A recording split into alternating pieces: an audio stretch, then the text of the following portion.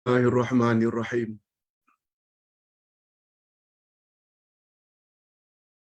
Alhamdulillah nahmaduhu wa nasta'inuhu wa nastaghfiruh. Wa na'udzu billahi min shururi anfusina wa min sayyiati a'malina. Man yahdihillahu fala mudilla lahu wa man yudlil fala hadiya lahu. Asyhadu an la ilaha illallah wahdahu la syarika lahu wa asyhadu anna Muhammadan abduhu wa rasuluh la nabiyya ba'dah. Allahumma salli wa sallim ala nabiyyina Muhammad wa ala alihi wa sahbihi ajma'in, amma ba'd. Hadirin dan hadirat serta para pemirsa yang saya hormati, Assalamualaikum warahmatullahi wabarakatuh. Alhamdulillah, pagi ini adalah kuliah yang kedua, kuliah online setelah tadi pagi kita membahas tentang nama Allah Al-Awwal, dan pengajarannya sangat banyak. Pada kuliah duha yang bermula 10:30 pagi ini, kita akan bawa tajuk lain lagi, iaitu lanjutan daripada tafsir surat Al-Kahfi, yang akan membahas ayat 83 hingga 91 dari surat Al-Kahfi di bawah tajuk Kisah Zulkarnain bahagian pertama. Minggu hadapan insya-Allah kisah Zulkarnain dengan Ya'juj wa Ma'juj bahagian yang kedua.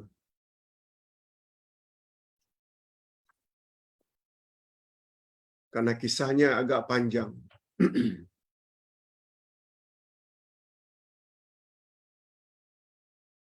Kita masuk saja pencerahan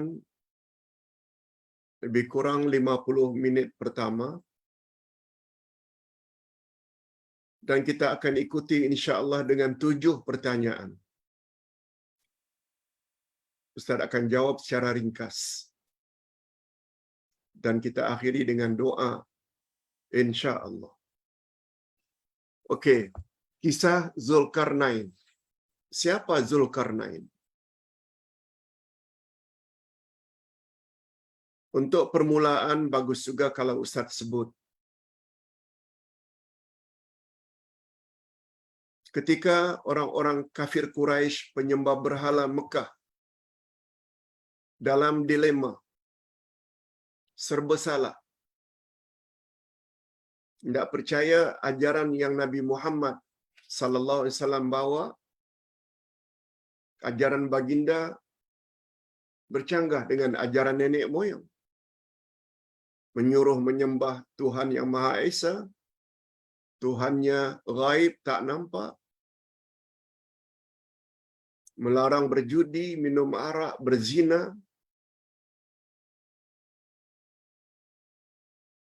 melarang berbunuh-bunuhan, sedangkan itu semua amalan yang sudah menjadi adat mereka. Cuma dilemanya, tidak tolak salah, tidak terima salah. Tidak terima ajaran Nabi Muhammad sallallahu alaihi wasallam bercanggah sangat dengan ajaran nenek moyang.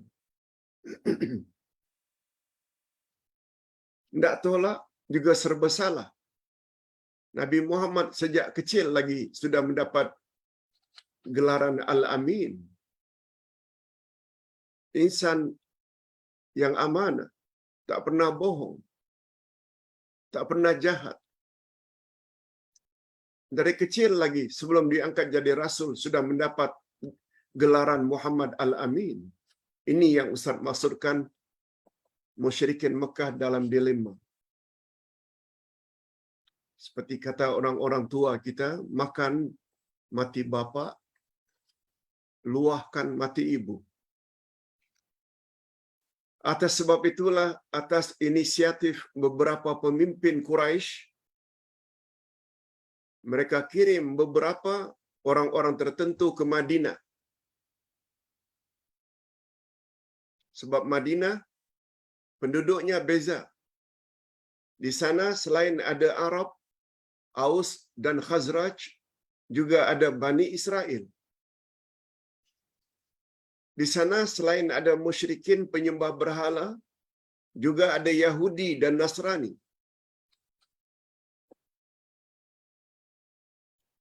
Mereka tahu Yahudi bertuhan atau bernabikan Musa, Nasrani bernabikan Isa. Lalu mereka utus beberapa utusan dari Mekah, kafir Quraisy, penyembah berhala, untuk tanya kepada orang-orang Yahudi atau Nasrani. Terutama Yahudi yang banyak ilmu.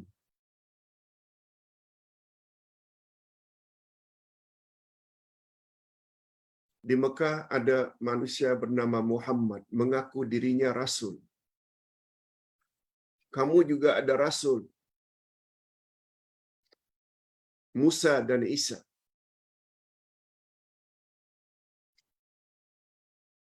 Apa pandangan kamu? Muhammad itu Rasul sebenar atau tidak? Kamu ada pengalaman. Kamu pandai membaca. Kamu ada kitab, kami tak ada kitab. Kata grup Abu Jahal, Abu Lahab ini. Coba dengar jawaban Yahudi. Tanya saja kepada Muhammad 3 perkara. Kalau dia boleh jawab, itu bermakna dia Rasul yang sebenar, terimalah ajarannya. Tapi kalau dia tidak boleh jawab, kamu perlakukanlah sesuka hati kamu terhadapnya.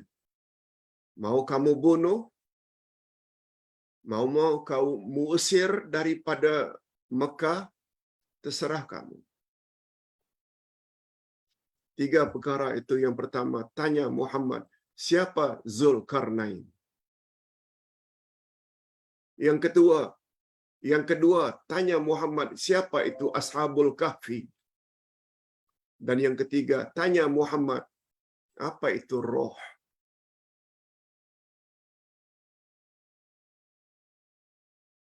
Tiga perkara. Ini maknanya, di dalam kitab-kitab Yahudi pun sudah tertera perkara ini. Barangkali Nabi Musa pernah beritahu Zulkarnain, Ashabul Kahfi. Dan yang ketiga, tanya Muhammad tentang roh. Ringkasnya begitu, utusan balik ke Mekah, buat temu janji dengan Nabi.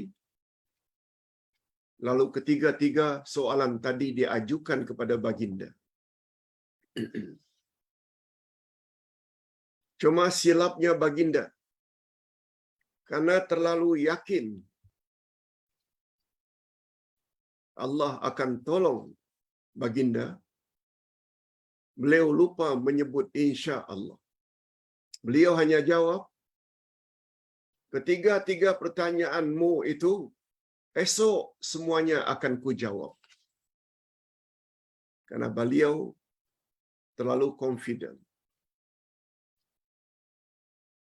Hakikat itu boleh kita lihat pada ayat 21 dari surat Al-Kahfi, yang menyebut baginda terlupa menyebut insya Allah. Akhirnya Allah delay penurunan itu lebih kurang 2 minggu kemudian. Kurang daripada baginda tidak dapat jawab on the spot, mereka caci maki Nabi Muhammad sallallahu alaihi wasallam dan mereka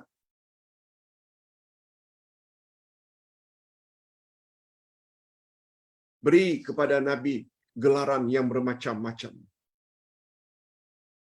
Pembohonglah, Nabi palsulah, dan lain-lain. Tapi, namun demikian, semua pertanyaan itu dijawab dengan sempurna oleh Allah. Maka turunlah surat Al-Kahfi yang menyebut tentang kisah Ashabul Kahfi, kisah tentang Zulkarnain, dan surat sebelumnya yaitu Al-Isra. Allah menyebut pada ayat 85, A'udzubillahi minasyaitonirrajim. Yas'alunaka 'anir ruh, qulir ruhu min amri rabbi. Semuanya terjawab. Inilah gunanya kita belajar. Okey. Itu dia punya background. Lalu Allah Subhanahu Wa Taala turunkan khasnya tentang Zulkarnain sebagaimana yang akan kita pelajari minggu ini, hari ini dengan next week.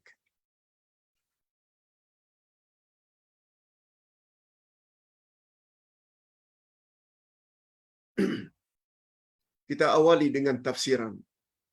A'udzubillahi minasyaitonirrajim.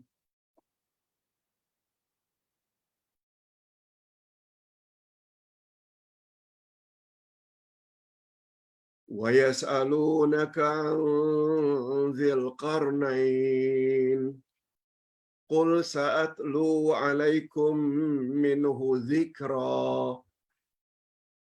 Artinya, mereka akan bertanya kepadamu, hai Muhammad, tentang Zulkarnain. Betul? Itu dia cerita tadi. Orang Mekah akan bertanya kepadamu, hai Muhammad, tentang Zulkarnain. Katakan olehmu, hai Muhammad, aku akan bacakan kepadamu cerita tentangnya. Yang Nabi Muhammad sallallahu alaihi wasallam dapatkan jawaban-jawaban itu daripada Allah Azza wa Jalla. Jawab, hai Muhammad. Ulama tafsir menafsirkan siapa itu Zulkarnain.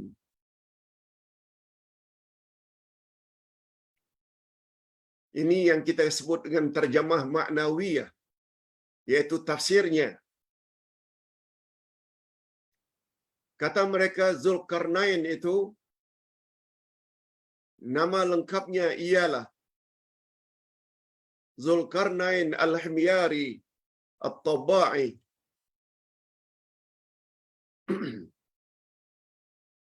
Beliaulah yang membina kota Iskandaria yang di Mesir. Itu sebabnya namanya Iskandaria. Ada kaitannya dengan nama Zulkarnain. Hadirin dan hadirat serta para pemirsa yang saya hormati, walaupun ulama berbeza pendapat, itu biasa. Yang penting kita dapati pandangan-pandangan itu dari orang-orang yang memang berkaliber. Tentang siapa nama Zulkarnain itu yang sebenar. Tentang apa sebab beliau mendapat gelaran Zulkarnain yang membawa makna orang yang memiliki dua tanduk. Zu yang memiliki, Karn itu tanduk, Karnain dua tanduk.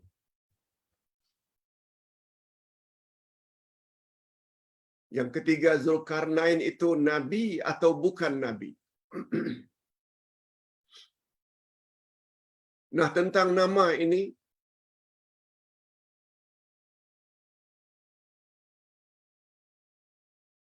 kata ulama tafsir ada 4 nama Zulkarnain. Ada yang mengatakan namanya Abdullah. Ada yang mengatakan namanya adalah Iskandar. Ada yang menamakan Zulkarnain itu nama sebenarnya adalah Abbas, dan ada pula yang mengatakan namanya Jabir.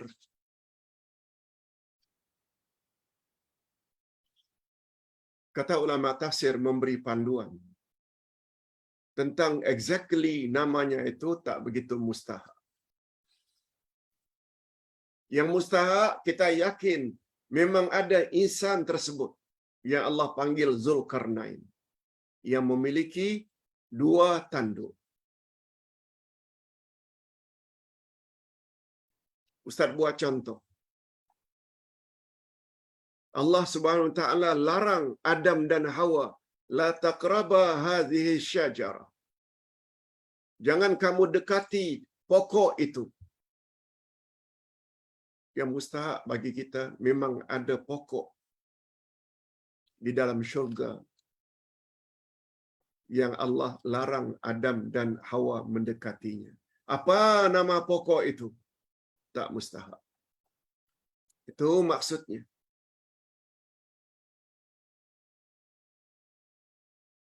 Yang mustahak bagi kita ada insan yang Allah gunakan istilah Zulkarnain.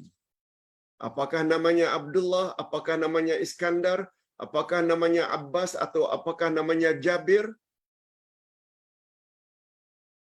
Terima saja perbezaan pandangan itu. Yang mustahak, insan yang Allah isyaratkan Zulkarnain memang wujud.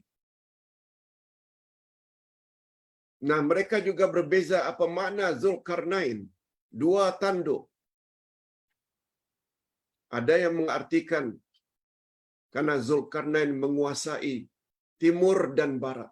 Timur dan barat. Ada juga yang mengartikan karena ciri-ciri kepimpinan yang ada pada Zulkarnain wujud, yaitu kekuatannya, tenaganya, dan yang kedua ilmunya. Sebab itu syarat untuk menjadi pemimpin.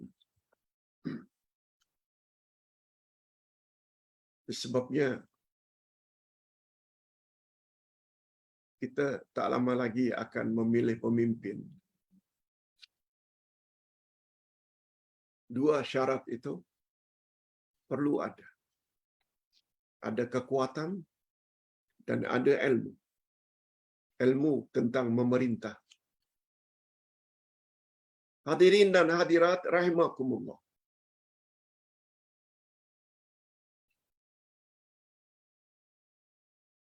Apakah Zulkarnain itu nabi atau bukan nabi? Yang jelas beliau bukan rasul. Sebab beliau tidak punya umat. Tapi beliau pendapat yang terkuat adalah nabi yang pernah mendapat wahyu daripada Allah Azza wa Jalla. Itu boleh kita lihat nanti di celah-celah cerita Zulkarnain. Ayat berikutnya. Inna makanna fil ardi wa atainahu min kulli syai'in sababa. Sesungguhnya kami telah memberi kekuasaan kepadanya di muka bumi. Allah beri kepada Zulkarnain kekuasaan yang luar biasa di atas muka bumi, dan kami telah memberi kepadanya jalan untuk mencapai segala sesuatu. Sama ada kekuatan fizikal atau ilmunya yang luar biasa.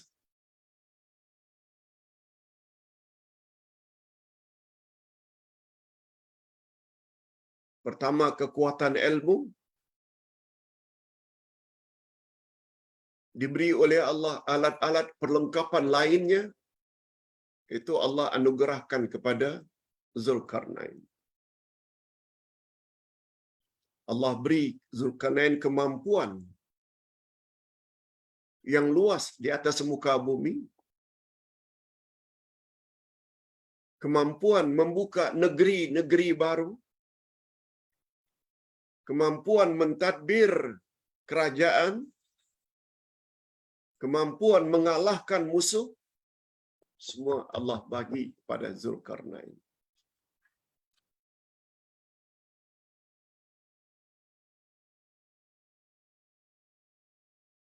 Allah Subhanahu wa taala tidak saja beri Zulkarnain kemampuan dalam berkuasa di atas muka bumi, namun Allah Subhanahu wa taala juga beri kepada Zulkarnain sebab-sebab untuk memudahkan baginda mencapai tujuan. Hadirin dan hadirat, sebagaimana kita sama-sama maklum,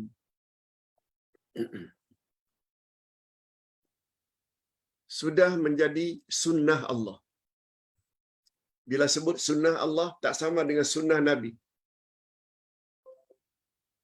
Sunnah Nabi, perjalanan hidup Nabi, perbuatan, ucapan, takrir Nabi, sifat Nabi, itu sunnah Nabi. Sunnah Allah maknanya ketetapan Allah. Dan di antara sunnah Allah adalah hukum sebab musabbab.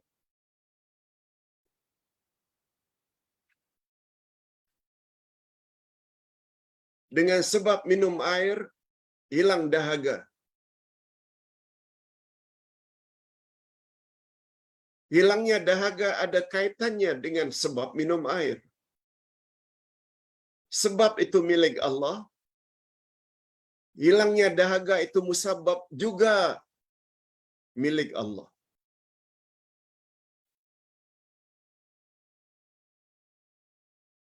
Bila lapar kita makan. Lapar tidak boleh hilang tanpa makan terlebih dahulu. Ambil makanan, masukkan ke mulut, kunyah, telan, itu namanya sebab. Ekoran daripada sebab-sebab yang kita lalui, ambil makanan, masukkan ke mulut, lalu kita kunyah beberapa kali, lalu kita telan, itu namanya sebab. Ia hanya jalan untuk mendapat rasa kenyang.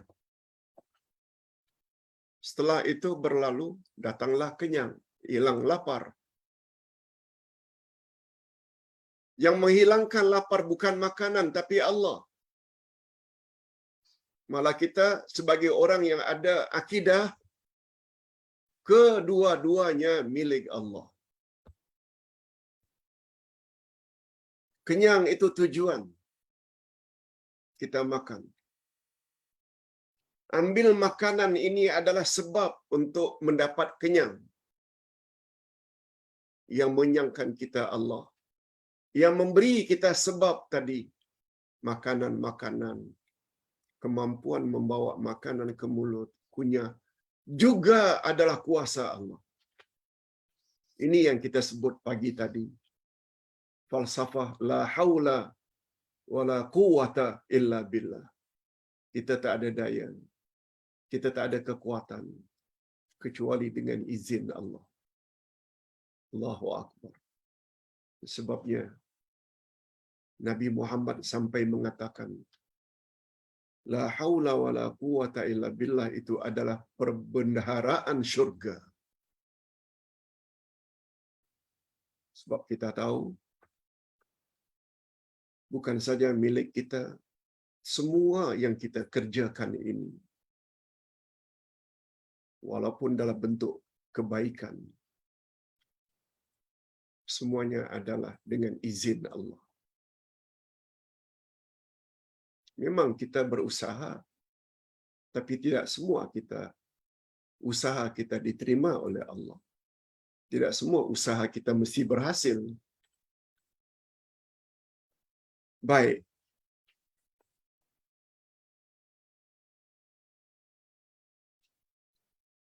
Itu sebabnya seorang pemimpin bila berhimpun padanya dua perkara, yaitu sebab hakiki Sebab hakiki ada ilmu, kefahaman yang mendalam. Yang kedua, kemampuan melaksanakan.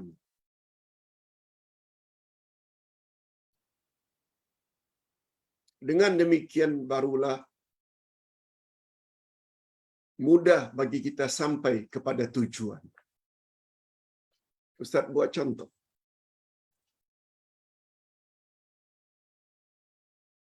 Tujuan kita ingin mendapat redha dan masuk syurga.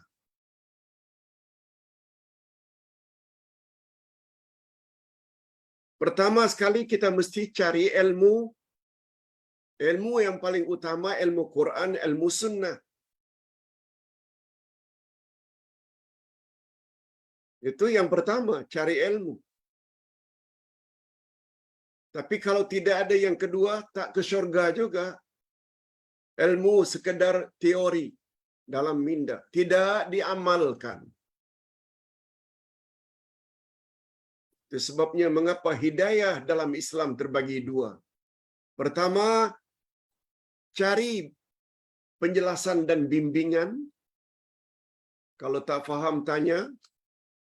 Ikut majlis ilmu. Itu yang pertama. Yang kedua,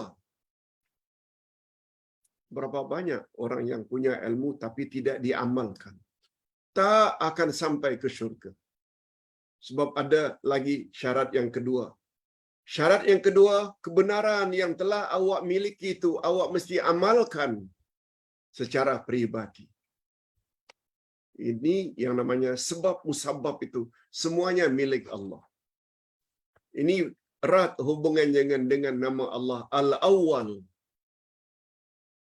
Nasihat Ustaz bagi yang belum dengar kuliah subuh pagi tadi. Sila dengar. Banyak Ustaz dapat komen. Sama ada dalam Facebook maupun melalui WhatsApp secara personal. Terima kasih Pak Ustaz. Penjelasan Pak Ustaz tentang nama Allah Al-Awwal betul-betul menusuk hati untuk memboleh kami membuat persiapan untuk akhirat kami. Silakan dengar rakamannya. Sangat berguna.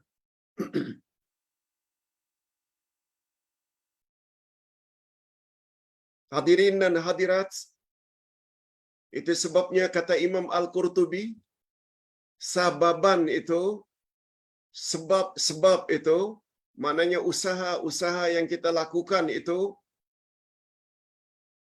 yang dalam bahasa Arab disebut, aslus sabab, al-hablu wastu'ira likulli ma yatawassalu bihi ila syai'in. Asal perkataan sebab itu ialah tali. Lalu makna tali itu dipinjam untuk segala yang boleh menyampaikan dengannya kepada sesuatu tujuan.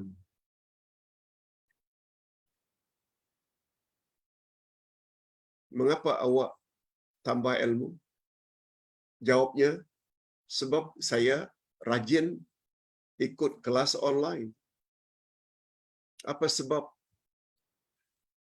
awak banyak ilmu? Sebab saya banyak membaca. Sebab saya ada buku. Saya ada kitab. Saya baca. Saya dengar ceramah. Itu yang namanya sebab, yaitu jalan-jalan untuk mencapai, agar tercapai apa yang kita inginkan. Untuk sampai ke matlamat reda dan syurga, ilmu mesti tambah. Seberapa banyak ilmu yang kita miliki, kita amalkan dalam hidup. Itu namanya sebab musabab. Semuanya datang daripada Allah. Ini yang Allah bagi kepada Zulkarnain.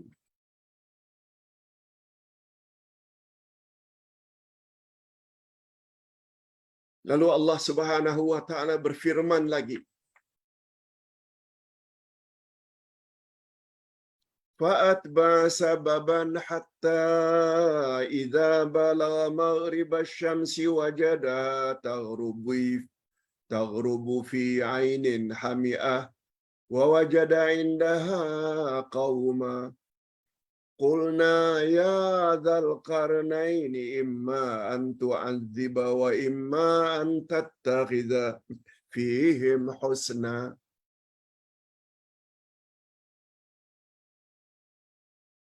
Maka dia pun menempuh suatu jalan. Ini yang Ustaz katakan tadi, sababa itu jalan yang dilalui dan ditempuh oleh Zulkarnain. Dia terus berjalan dan berjalan. Hingga apabila dia telah sampai kepada tempat terbenamnya matahari, yaitu sebelah barat, dia melihat matahari terbenam di dalam laut yang berlumpur hitam.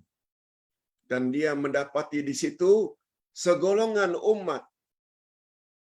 Lalu kami berkata, "Hai Zulkarnain, kamu boleh menyiksa atau boleh berbuat kebaikan terhadap mereka."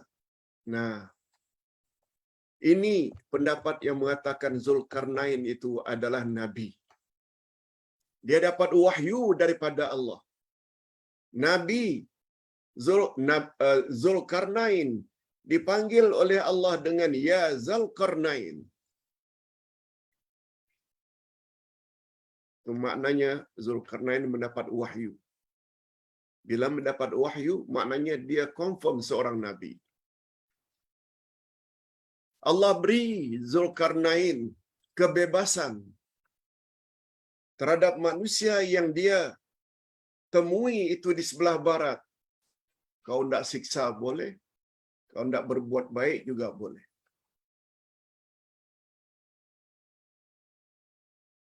Allah beri pilihan. Make your choice. Tapi menunjukkan bahwa Zulkarnain ini orang yang baik. Raja yang adil. Beliau terima arahan Allah itu dengan berbuat baik siapa yang beriman dan Zulkarnain akan hukum siapa yang durhaka kepada Allah. Ini menunjukkan Zulkarnain itu adalah raja yang adil.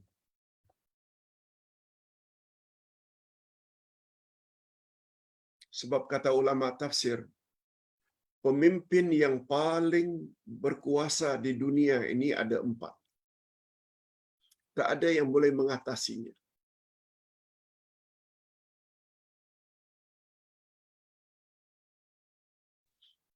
Dua beriman dan 2 lagi kafir.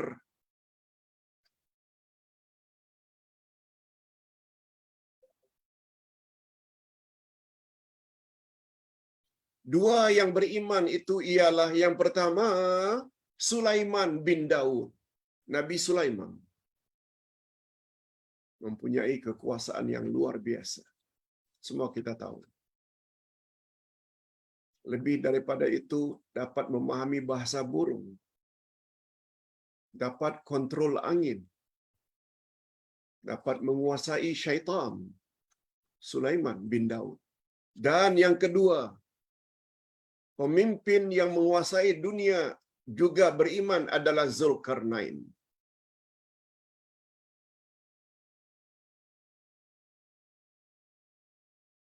Sedangkan 2 pemimpin lagi yang kafir,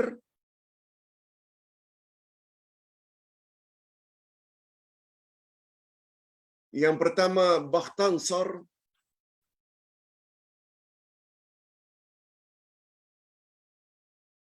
yang pertama Namrud, yang kedua Bakhtansar. Kedua-duanya adalah kafir. Kedua-duanya adalah kafir.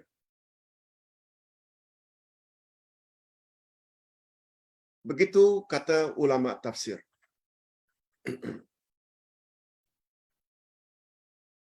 Ustaz ulang sekali lagi. Kata para ulama tafsir ada 4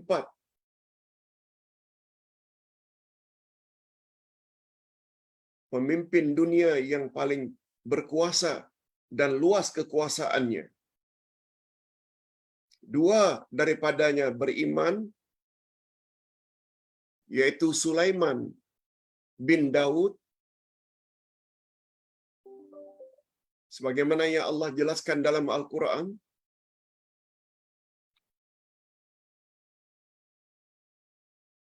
Dan yang kedua adalah Zulkarnain.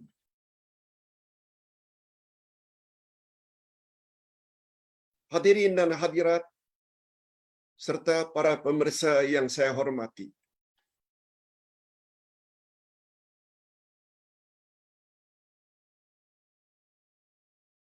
Jadi ulasan para ulama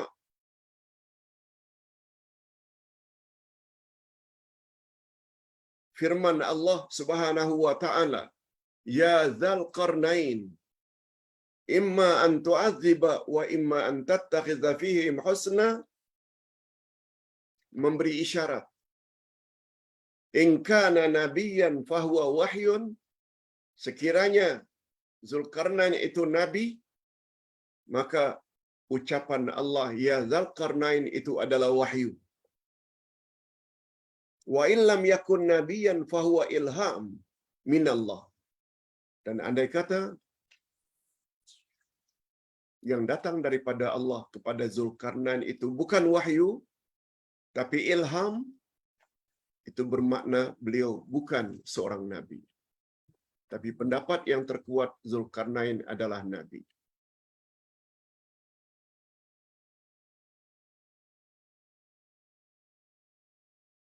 Lalu Nabi atau Zulkarnain menjawab arahan Allah. Walaupun Allah beri kebebasan, sama ada engkau siksa penduduk tersebut atau engkau berbuat baik. Coba dengar apa jawaban Zulkarnain, menunjukkan dia penguasa yang beriman. Apa jawab Zulkarnain? Qala amma man zalama fasawfa nu'adzibuhu summa yuraddu ila rabbih fayu'adzibuhu 'adzaban nukra. Berkata Zulkarnain, adapun orang yang aniaya, yang zalim, maka kami kelak akan mengazabnya. Kemudian dia dikembalikan kepada Tuhannya. Lalu Tuhannya mengazabnya dengan azab yang tidak ada taranya. Begitu jawab Zulkarnain. Ya Allah, walaupun engkau telah beri aku kebebasan untuk buat apa terhadap penduduk negeri itu, tapi aku bersikap yang perlu mereka itu disiksa siapa yang durhaka saja. Aku akan hukum. Dan selebihnya aku serahkan kepada engkau ya Allah untuk menghukumnya di akhirat. Na'udzubillahi min dzalik. Mudah-mudahan kita dilindungi daripada menjadi manusia seperti itu. Lalu apa kata Zulkarnain selanjutnya? Wa amma man amana wa amila salihah falahu jazaa'anil husna wa sanaqulu lahu min amrina yusra. Adapun orang-orang yang beriman dan beramal saleh, maka baginya pahala yang terbaik sebagai balasan, dan akan kami titahkan kepadanya perintah yang mudah dari perintah-perintah kami. Nah, terhadap penduduk yang baik pula Zulkarnain akan berbuat baik dan beri balasan terhadap kebaikan mereka, dan kami mudahkan urusan mereka.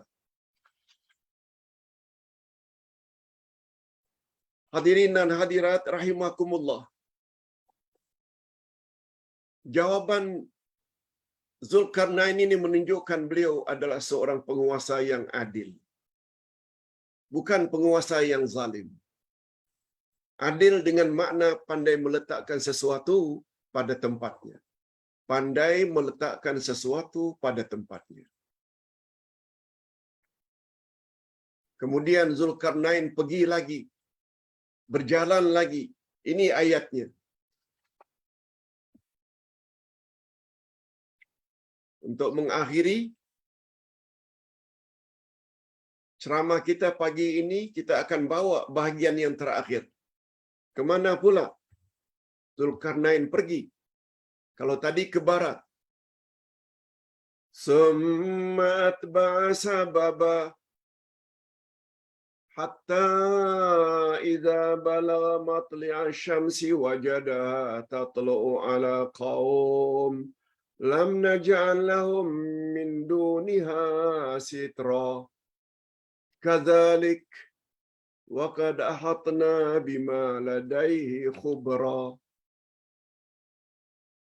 Kemudian dia Zulkarnain menempuh lagi jalan yang lain. Ini yang kita katakan jalan sababa, itu jalan. Hingga apabila dia telah sampai ke tempat terbit matahari. Kalau tadi barat terbenam matahari, ini sampai ke timur pula terbit matahari. Dia mendapati matahari itu menyinari segolongan umat yang kami tidak menjadikan mereka suatu yang melindungi dari cahaya matahari itu. Maknanya tempat itu rata. Tak ada gunung, tak ada pokok. Bagaikan padang jarak, padang terkukur. Mereka juga dalam keadaan telanjang, tidak ada pakaian. Demikianlah, dan sesungguhnya ilmu kami meliputi segala apa yang ada padanya. Jadi ringkasnya, Zulkarnain pergi pula ke sebelah timur. Itu sebabnya mengapa beliau dipanggil Zulkarnain, yang mempunyai dua tanduk dengan maksud yang menguasai timur dan barat. Yes.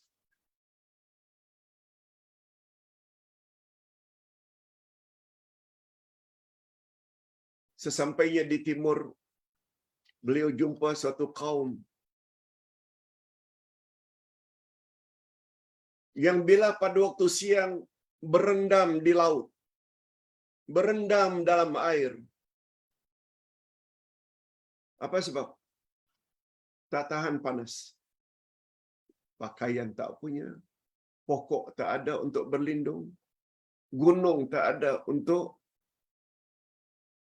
terhalang daripada pancaran matahari. Mereka lebih suka untuk berendam di dalam laut. Sudah petang, sudah tak ada lagi cahaya matahari yang panas, baru mereka keluar untuk cari makanan. Kemudian Zulkarnain menempuh jalan ke arah timur, sehingga sampailah dia ke tempat terbitnya matahari. Kata ulama tafsir, itu di sekitar negeri Tiongkok, Cina. Di sana dia menemui segolongan umat yang hidupnya tidak di bawah naungan rumah dan tidak ada pohon-pohon untuk menaungi dari panas matahari.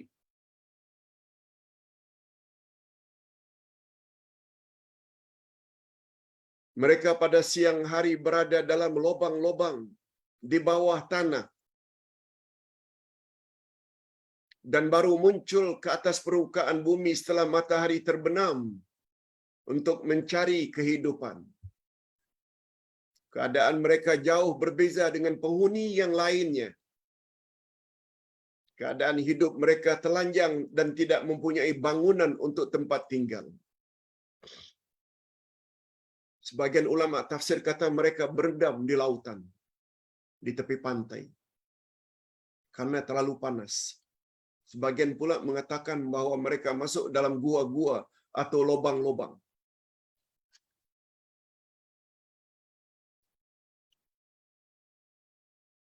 Jadi Sababa itu maknanya jalan yang dilalui oleh Zulkarnain ke barat dan ke timur. Hadirin dan hadirat rahimakumullah. Nah, di sini ada 5 kesimpulan yang dapat kita ambil. Sila fokus kepada 5 pengajaran yang merupakan kesimpulan daripada penjelasan yang telah kita sebut terdahulu. Apa dia, Pak Ustaz? Pengajaran yang dapat kita ambil. Apa dia? Pertama sekali, Zulkarnain adalah raja yang beriman.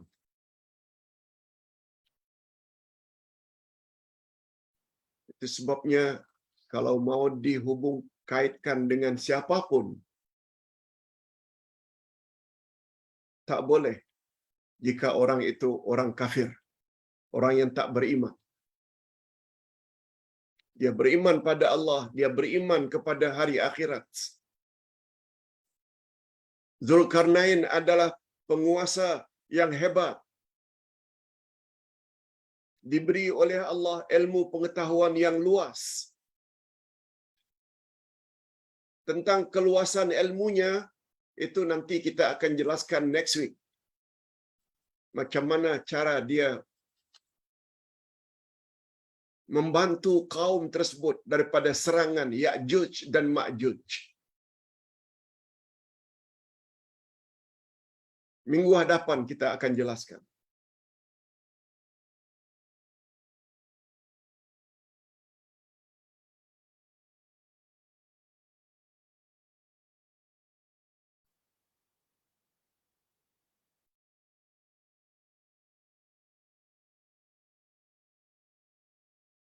Zulkarnain adalah raja yang beriman. Allah telah menganugerahkan kepadanya kerajaan yang luas, kebijaksanaan, kehebatan, ilmu pengetahuan yang bermanfaat. Ini yang kita sebut tadi. Raja yang berkuasa di atas muka bumi ini yang paling luas ada 4. 2 daripadanya beriman, yaitu Sulaiman dan Zulkarnain, yang dipanggil juga dengan Iskandar. Sedangkan 2 lagi kafir, yaitu Namrud, yang Ustaz pernah sebut. Namrud berkuasa 500 tahun. Sebagaimana yang dijelaskan oleh Profesor Dr. Wahbah Az-Zuhaili dalam kitab tafsirnya, Tafsir Al-Munir. Dan yang kedua, yaitu Bakhtansar. Bakhtansar juga seorang penguasa, tapi kafir.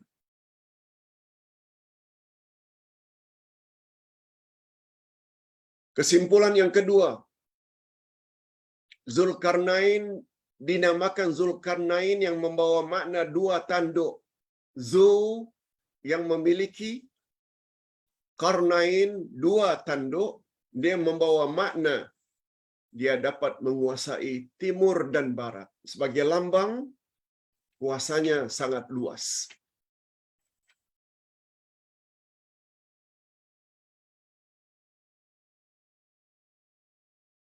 Yang ketiga, kesimpulannya,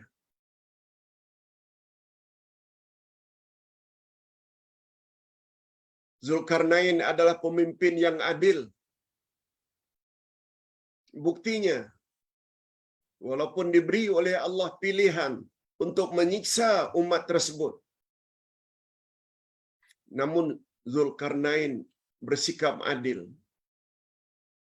Aku akan hukum dan siksa mereka, ya Allah, jika mereka durhaka, tidak beriman.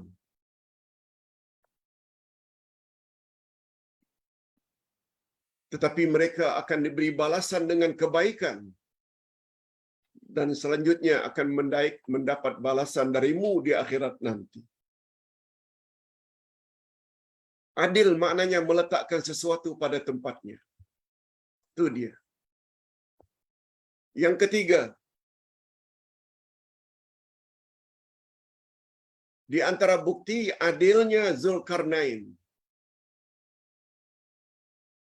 terhadap rakyatnya yang durhaka, dia siksa, hukum, dan terhadap rakyatnya yang beriman lagi banyak berbuat baik, diberi balasan dengan kebaikan. Jadi Iskandar ini kalau merujuk kepada Zulkarnain yang Allah ceritakan ini, beliau adalah salah seorang pemimpin yang adil. Dan yang terakhir, yang kelima, dengan bersikap adil, yakni meletakkan sesuatu pada tempatnya yang diambil oleh Zulkarnain sebagaimana di atas, di mana beliau tidak menyiksa rakyatnya sesuka hati dengan menyalahgunakan kekuasaan yang beliau miliki. Ini semua menunjukkan Zulkarnain adalah seorang raja yang beriman, adil, lagi saleh, bukan beliau penguasa yang zalim. Ini dulu yang dapat Ustaz sampaikan sebagaimana yang kita ramal tadi. 50 minit pertama kita isi dengan pencerahan, sebab terdapat 7 pertanyaan yang Ustaz perlu jawab dengan ringkas. Sila fokus.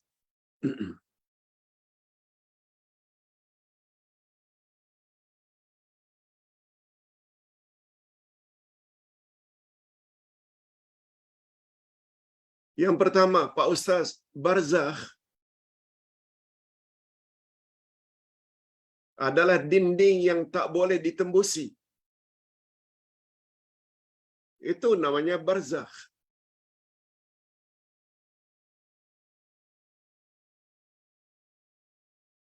Pertanyaannya, Pak Ustaz, betulkah dakwaan seseorang bahwa bila kita berselawat, Nabi akan datang menemui kita?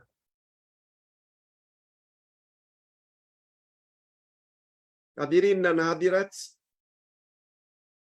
coba dengar ayat ini. Ayat 15 dan 16 dari surat Al-Mu'minun. Apa kata Allah bila manusia sudah mati? Summa innakum ba'da zalika lamayitun. Kemudian sesudah itu, sesungguhnya kamu sekalian benar-benar akan mati. Mati. Wafat. Meninggal dunia. Apa kata Allah setelah kita mati? Summa innakum yaumal qiyamati tub'atsun. Kemudian, setelah kamu mati, kemudian pada hari kiamat saja kamu baru dibangkitkan. Apa kesimpulan ayat? Sudah mati, tak ada kebangkitan kecuali setelah kiamat. Macam mana datangnya pengaruh atau pandangan buat kenduri hari ketiga, buat tahlilan hari yang ketujuh, buat tahlilan kenduri pada hari yang ke-40. Hari-hari itu tuh roh orang mati akan datang balik. Dan kalau boleh, buatlah hidangan-hidangan yang menjadi kegemaran si mati. Semua itu adalah karut.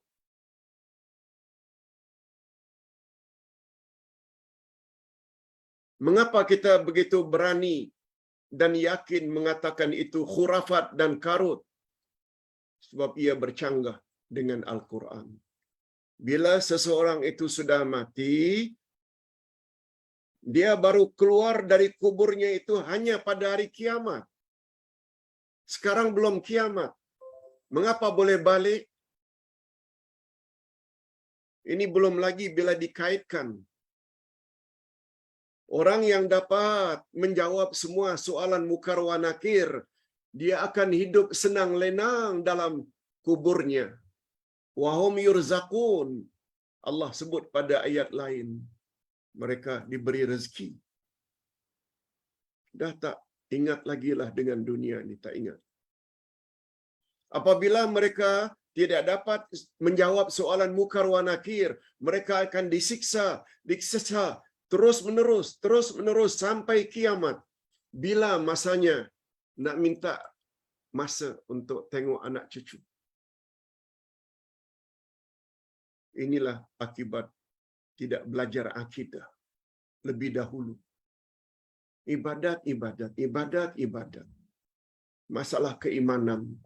Kalaupun belajar ilmu akidah, ilmu tauhid, setakat sifat 20 saja. Sedangkan Al-Quran adalah kitab akidah yang terbesar. Sebab semua kandungan Quran adalah benar belaka yang wajib kita imani dan yakini. Imani dan yakini itulah namanya akidah.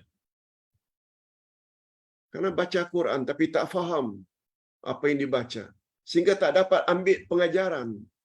Allah sebut, apakah yang meninggal itu orang biasa, wali Allah, ustaz, habib, hatta Nabi Muhammad sallallahu alaihi wasallam tidak akan bangkit sebelum kiamat. Kalaulah Nabi boleh bangkit, maka sangat layaklah kalau baginda bangun dari kuburnya untuk menghalang orang yang akan membunuh cucunya Hussein di Karbala. Tapi tak ada berita Nabi datang menghalang orang yang membunuh cucu kesayangannya Hussein. Tolong. Belum lagi kita memahami istilah barzakh. Barzakh maknanya dinding yang tak boleh ditembusi.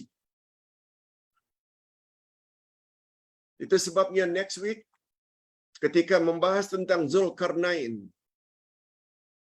ketika penduduk minta supaya bantu penduduk tersebut dari serangan Ya'juj dan Ma'juj, Zulkarnain, tembok antara dua gunung itu dengan tembok tembaga yang sangat tinggi antara dua gunung itu dilakukan oleh Zulkarnain.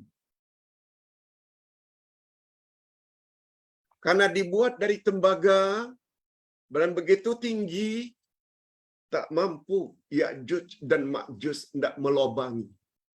Nah, bila kita bawa pula makna barzakh, tembok yang tak boleh ditembusi. Inilah alam barzakh. Nak balik ke dunia, alam sebelumnya tak boleh. Nak masuk alam akhirat juga tak boleh sebab belum kiamat.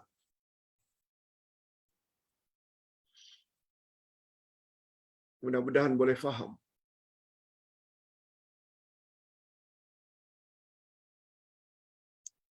Pertanyaan yang kedua. Pak Ustaz, boleh tak kita pergi untuk takziah orang kafir, kenalan kita, kawan kita yang meninggal dunia? Boleh tak? Apa hukumnya? Berdosa tak? Jawabnya tidak. Nabi Muhammad sallallahu alaihi wasallam izinkan Ali, sepupunya,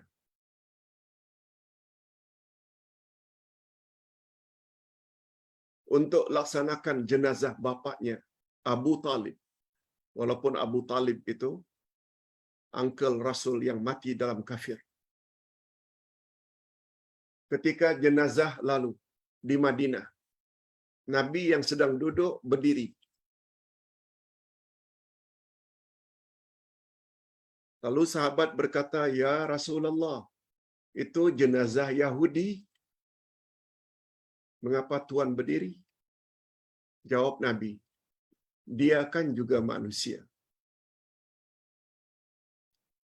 Ringkasnya, kalau ada kawan kita yang baik-baik, tapi dia non-Muslim, sekedar untuk ziarah, tanda simpati kepada keluarga,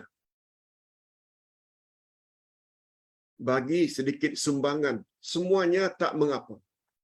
Cuma yang tak boleh, kita jangan ikut amalan-amalan agama mereka. Itu yang tak boleh. Sekedar hadir boleh dan tidak mengapa. Malah kata para ulama juga boleh kita ucap inna lillah wa inna ilaihi raji'un. Sebab maknanya kita semua adalah milik Allah dan kepada Allah semua kita akan balik. Betul tak? Milik Allah bukan hanya orang Islam tapi juga orang kafir. Balik nanti mempertanggungjawabkan setelah kita mati ke hadapan Allah, bukan hanya orang Islam, juga orang kafir. Tempat di sana ada dua. Orang kafir tempatnya neraka. Orang yang beriman, yang murni imannya, insya Allah mereka akan dimasukkan ke dalam syurga. Pertanyaan yang ketiga, Pak Ustaz, apa hukum isteri menolak permintaan suami untuk adakan hubungan seks? Mengadakan hubungan kelamin. Suami minta maaf, pertanyaan ini agak sensitif. Tapi Ustaz teringat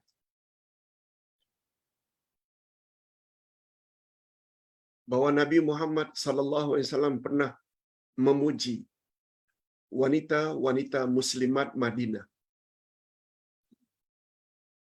Muslimat Madinah.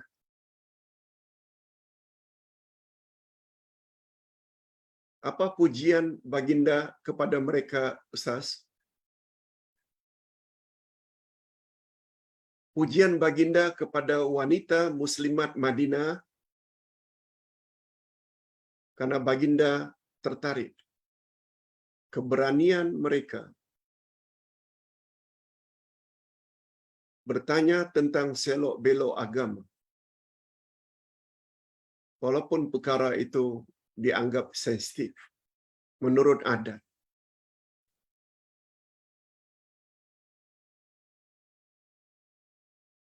Pernah wanita tanya, "Ya Rasulullah, bagaimana saya dapat tahu yang haid saya sudah kering?" Jawab Nabi, "Kamu letakkan saja kain atau kapas pada tempat keluarnya darah dan lihat. Kalau dah tak ada lagi, itu maknanya kering." Tapi Rasulullah, setelah saya buat itu, ada lagi tanda-tanda sedikit daripadanya. Nabi jawab lagi, "Letak kapas atau kain di tempat keluar darah itu, darah haid. Kemudian kamu tengok." Wanita tersebut tanya lagi. Apa kata Rasul? "Aisyah, bawa dia ini ke dalam bilik dan tunjuk." Karena Nabi malu. Tapi tidak ambil pengajaran. Mereka tak segan-segan untuk tanya perkara-perkara tentang agama sampai detail. Nabi puji. Oleh sebab itu, pertanyaan tadi, apa hukum seorang isteri bila diajak oleh suaminya untuk mengadakan hubungan kelamin, jima, lalu dia enggan? Hadirin dan hadirat, sila dengar hadis sahih riwayat Imam Bukhari dan Imam Muslim. Hadis sahih riwayat Imam Bukhari dan Imam Muslim.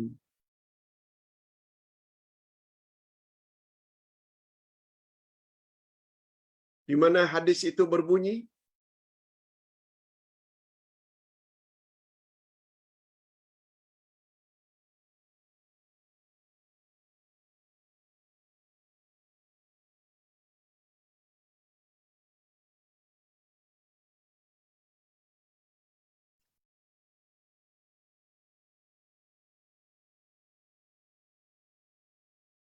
Ustaz sudah dapat hadisnya, sahih Bukhari Muslim, yang maknanya begini.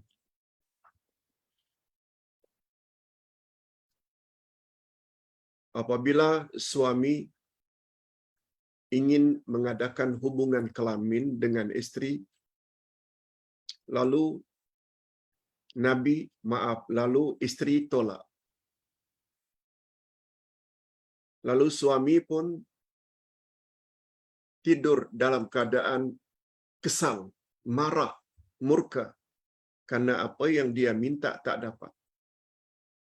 Maka wanita itu dilaknat oleh malaikat hingga bangun pagi. Terus mendapat laknat, kutukan dari malaikat. Wanita yang enggan memenuhi kehendak suami dilaknat. Maknanya dosa besar. Itu bermakna dia tidak taat kepada suami. Dan disebut sehingga suami itu tidur dalam keadaan kesal, marah. Tapi Pak Ustaz, tapi kan kita kadang-kadang dalam keadaan tidak bersedia. Okey, kita tak nafikan. Ada keadaan-keadaan tertentu yang isteri boleh menolak dengan baik. Umpamanya, karena dia sedang haid, karena dia sedang nifas, karena dia sedang sakit dengan sakit-sakit yang tertentu yang tak memungkinkan untuk mengadakan hubungan kelamin. Itu di antara sebab-sebab yang boleh isteri itu menolak. Karena dia kepenatan jaga anak cucu, bekerja seharian di rumah. Walaupun suri rumah, kerja isteri di rumah bukan mudah. Si ayah ada jugalah masanya bekerja kalau ke pejabat atau syarikat 8 jam. Isteri kerjanya 24 jam. Tak henti-henti. Lalu kalau dia keletihan itu wajar-wajar saja. Islam bukan agama yang zalim. Cuma laknat Allah ke atas isteri tadi bila saja-saja tak mau memenuhi kehendak suami. Oleh sebab itu, andai kata awak sakit, andai kata awak keletihan luar biasa, cakap baik-baik. Suami akan dapat memahaminya insya-Allah. Ustaz, hanya sentuh dari sudut itu. Hadirin dan hadirat rahimakumullah. Ustaz tambah sedikit. Ada 4 perkara yang jika ada 4 perkara ini pada seorang wanita, kita dah sebut semalam. Di akhirat nanti akan dikatakan kepadanya, wahai wanita, masuklah kamu ke dalam syurga dari pintu mana yang kamu kehendaki. Pertama, jaga salat yang 5 kali sehari semalam. Jangan tinggal, kecuali uzur.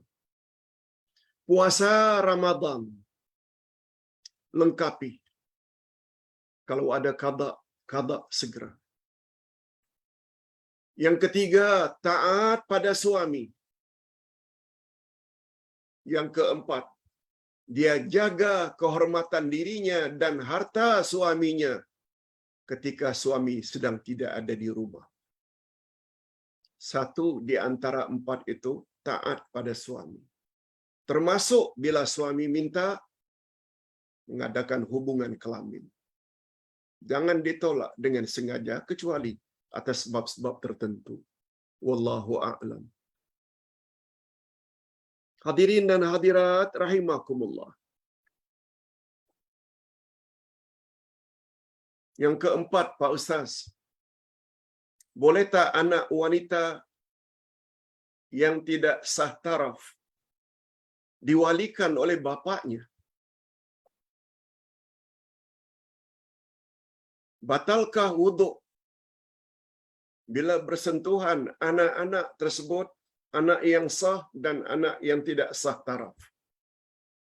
Hadirin dan hadirat, pembahasan anak tidak sah taraf ini luas dibahas dalam ilmu fiqh. Ringkasnya, apabila confirm anak tersebut anak tidak sah taraf, bagi si bapa itu bukan anaknya. Tapi bagi si ibu itu anaknya sebab dia keluar dari rahim ibunya. Tidak sah taraf itu hanya dari sudut bapa. Kalau bapa itu bukan bapaknya, maka bapa tersebut tidak boleh jadi walinya. Bapa yang menjadi wali ini mesti bapa sebenar.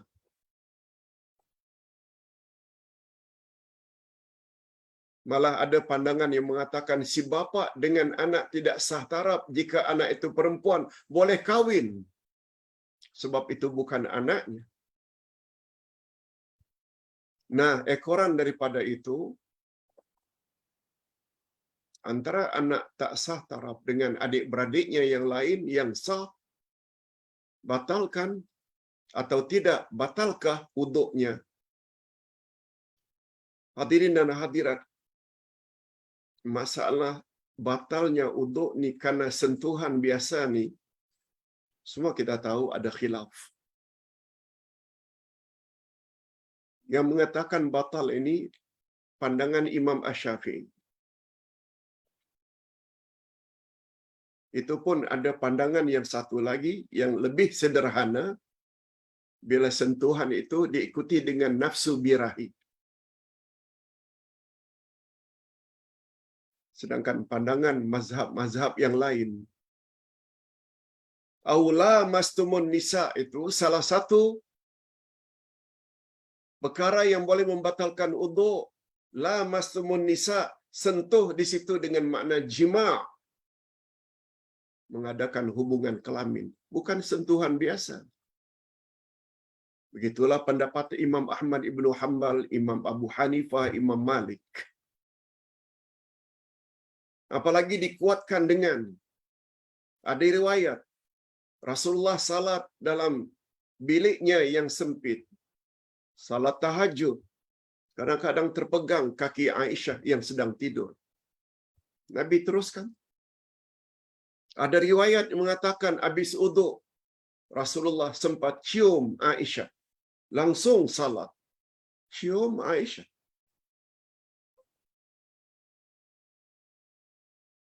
Cium biasanya bukan di sini. Paling kurang di pipi. Nabi langsung salat. Semuanya ini menguatkan pandangan. Sentuhan biasa ini tidak membatalkan wuduk. Ustaz, karena belajar perbandingan ilmu fiqh, kita boleh cakap ini. Silakan. Ingin ambil pandangan batal wuduk, silakan. Tapi jangan sampai mendakwa. Tak betul orang yang mengatakan tak batal. Dalil mereka lebih kuat. Lebih-lebih lagi kalau sedang berada di Mekah ketika tawaf ifadah. Manusia macam ini kadang-kadang terpijak antara satu kaki dengan kaki yang lain. Kalau batal, memang tak habis-habis.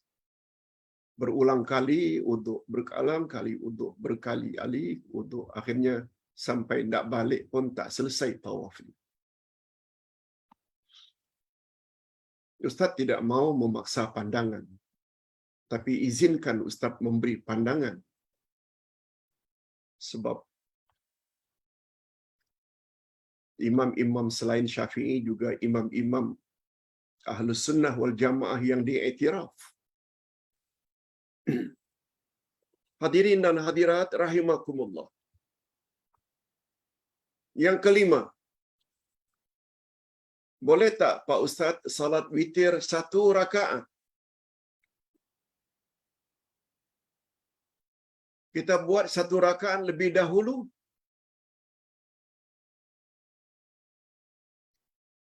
Kemudian barulah kita ikuti dengan rakaat-rakaat lain jika keadaan mengizinkan. Hadirin dan hadirat, ada 11 pendapat tentang bilangan rakaat witir. Asalkan dia ganjil. Boleh 11, boleh 9, boleh 7, boleh 5, boleh 3, boleh 1. Cuma bilangan ganjil itu sepatutnya yang terakhir. Kalau tidak buat 3, buat 2 dulu, kemudian 1, atau 3 sekaligus. Yang 5 rakaat boleh buat 4 rakaat dulu, kemudian 1. Juga boleh buat 2 dan 3 hingga 5. Pokoknya yang terakhir itu yang ganjil. Tapi sebagaimana yang ditanya, boleh tak saya buat witir 1 dulu? Boleh. Tetapi rakaat-rakaat berikutnya kalau mau membuat lagi salat-salat setelah witir yang 1 itu, bukan witir lagi namanya. Sebab Nabi bersabda, la witrana fi lailah. Tidak ada 2 witir dalam 1 malam. La witrana fi lailah. Tidak ada 2 witir dalam 1 malam. Namun demikian, bila kita dah buat witir, itu tidak bermakna kita tidak boleh buat lagi salat-salat yang lain. Boleh. Tapi bukan witir namanya. Kalau belum subuh umpamanya, buat saja tahajud, buat saja salat sunat mutlak, buat saja salat sunat taubat, semuanya boleh. Jadi istilah salat witir itu adalah salat penamat, salat terakhir, itu istilah itu tak betul. Sebab Nabi pernah buat salat witir, kemudian Nabi salat lagi. Tapi bukan witir namanya. Hadirin dan hadirat rahimakumullah. Pak Ustaz, yang keenam. Uduk gunakan spray.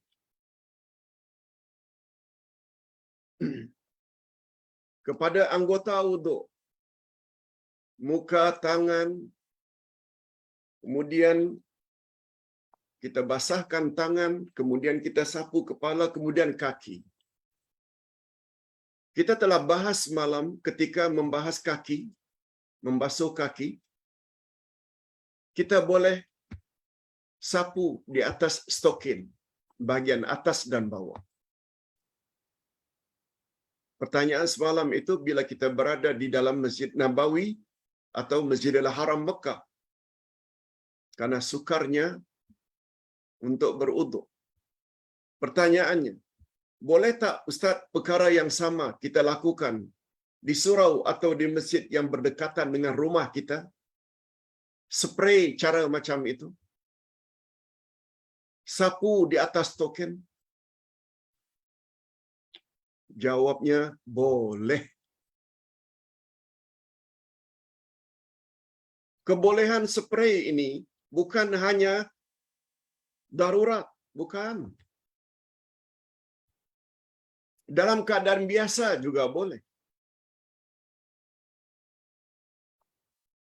Syaratnya untuk muka, tangan dan kaki hendaklah basuh. Basuh maknanya mengalirkan air. Air mengalir itu bukan bermakna ambil air daripada baldi, curah ke muka. Bukan itu. Termasuklah spray. Mengalir juga air, lalu diratakan. Di mana saja boleh kita gunakan spray. Sama ada dalam kapal terbang, sama ada dalam bilik hotel, atau dalam keadaan biasa. Tentang sapu di atas dan bawah stokin. Boleh tak Ustaz? Sedangkan kita tidak musafir, sebab ada yang mengatakan itu hanya untuk musafir. No.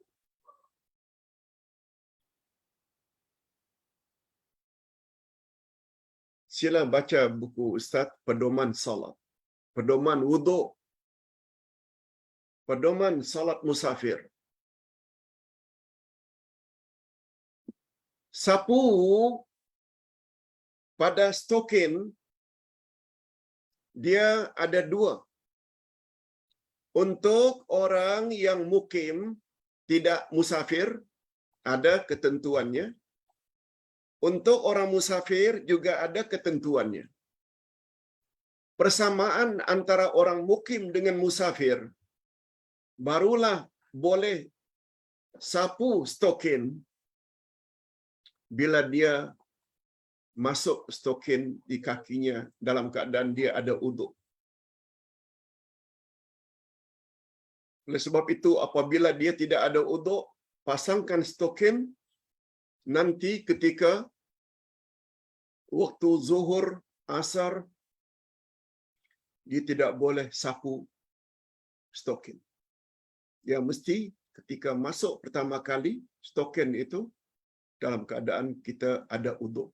Yang kedua, perbezaannya.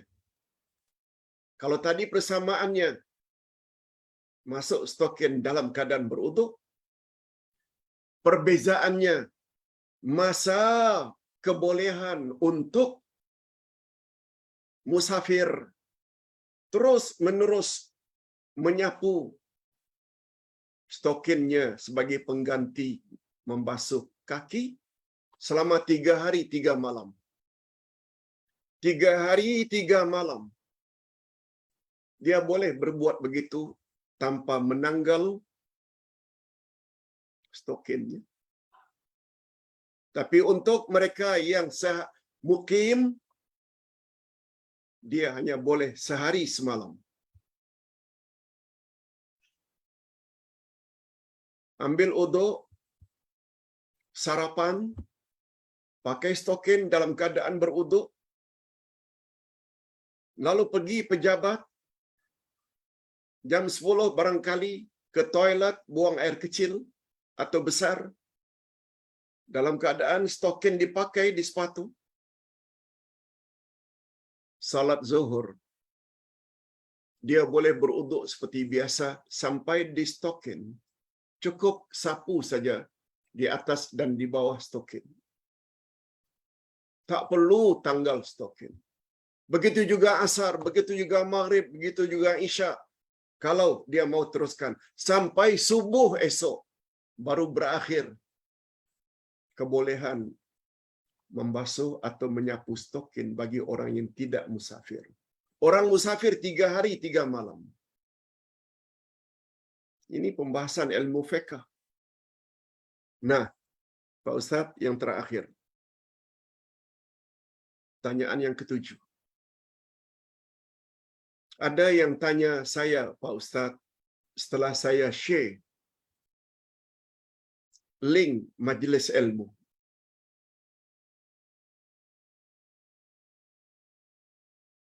Dari orang tersebut, saya ditanya, saya tak mampu nak jawab, Ustaz, takut salah. Orang tersebut yang saya share YouTube majlis ilmu seperti ini, tanya, mana yang lebih afdal dalam Islam?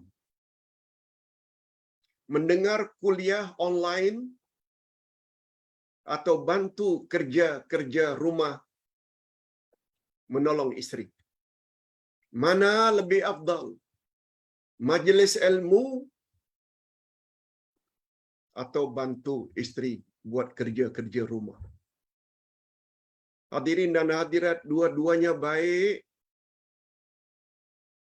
Kalau anda, wahai suami, ingin bantu isteri, gosok pakaian. Pasangkan televisyen, pasangkan handphone untuk mendengar. Kan boleh buat dua-dua. Hadirin dan hadirat, untuk bantu isteri itu timingnya tidak ada batas-batas waktu. Lain dengan online.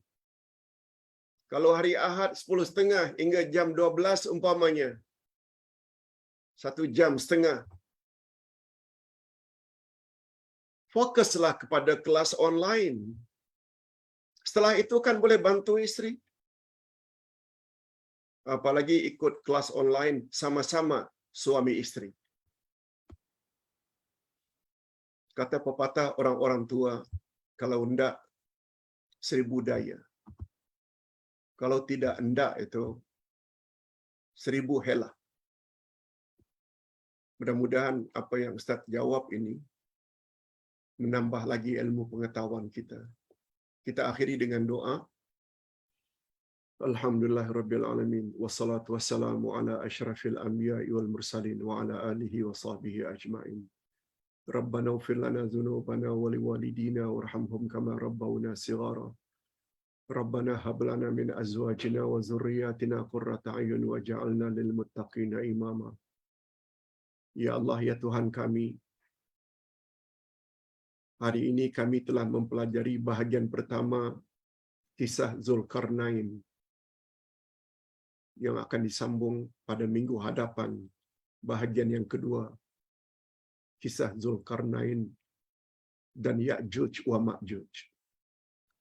Sungguh banyak pengajaran yang dapat kami ambil dari pencerahan topik ini.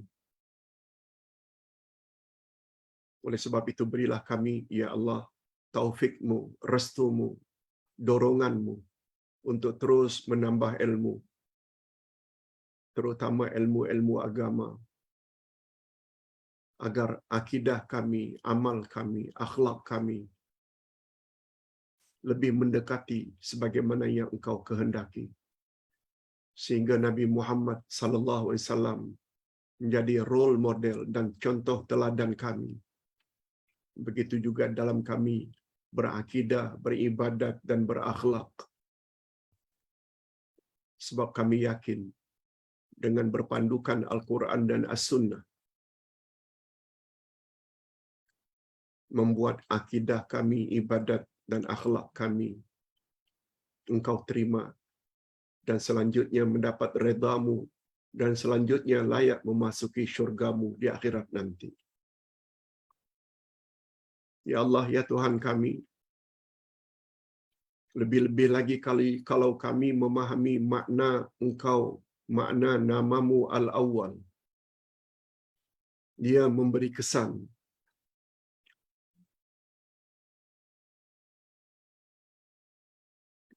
dan mendorong kami untuk senantiasa menjadi orang pertama dalam berbuat baik, dan gembira ketika melakukan amal-amal baik, sebab Engkau mempunyai sifat maha sempurna. Oleh sebab itu, di mana saja kekurangan yang terdapat pada diri kami, mohon ampunan-Mu ya Allah. Berilah kami husnul khatimah sebelum kami mengembuskan nafas yang terakhir. Wa sallallahu ala nabiyyina Muhammad wa ala alihi wa sahbihi ajma'in. Walhamdulillah rabbil alamin. Subhanakallahumma wa bihamdik, asyhadu an la ilaha illa anta, astaghfiruka wa atubu ilaik. Wassalamualaikum warahmatullahi wabarakatuh.